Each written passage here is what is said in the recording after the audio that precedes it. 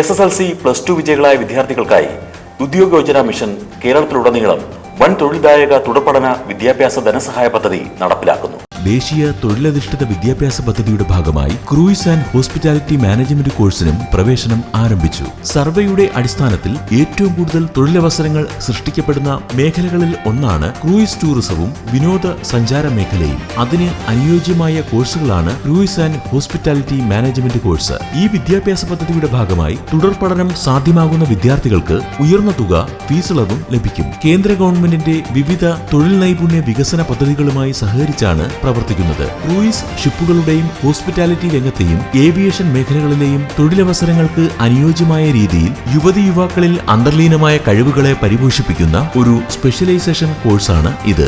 വർദ്ധിച്ചുവരുന്ന തൊഴിൽ അവസരങ്ങൾ കണ്ടെത്തുവാനും കരിയർ പിന്തുടരുവാനുള്ള അറിവും അംഗീകൃത സർട്ടിഫിക്കറ്റുകളും നൽകി അവരെ സജ്ജരാക്കുന്നതിനാണ് ഇത് രൂപകൽപ്പന ചെയ്തിരിക്കുന്നത്. മാനേജ്മെന്റ്, ഉപഭോക്തൃ സേവനം, ഹോസ്പിറ്റാലിറ്റി മാനേജ്മെന്റ്, എയർപോർട്ട് മാനേജ്മെന്റ് എന്നിവയുൾപ്പെടെ ഇൻഡസ്ട്രിയുടെ വിവിധ വശങ്ങൾ ഇത് ഉൾക്കൊള്ളുന്നു. അതിനാൽ ആഡംബര ക്രൂയിസ് ലൈനിലും ഹോസ്പിറ്റാലിറ്റി മേഖലകളിലും ഏവിയേഷൻ മേഖലകളിലും ലക്ഷക്കണക്കിന് തൊഴിലവസരങ്ങളാണ് ലഭിക്കുന്നത്. ഉദ്യോഗ യോജന മിഷൻ തൊഴിൽദായക തുടർപഠന വിദ്യാഭ്യാസ സഹായ പദ്ധതിയുടെ മറ്റു വിവരങ്ങൾ അറിയുന്നതിനും ആനുകൂല്യങ്ങളോടെ പ്രവേശനം നേടുന്നതിനുമായി ഉദ്യോഗ യോജന മിഷന്റെ അതാത് ജില്ലാ കേന്ദ്രങ്ങളുമായി ഉടൻ ബന്ധപ്പെടുക.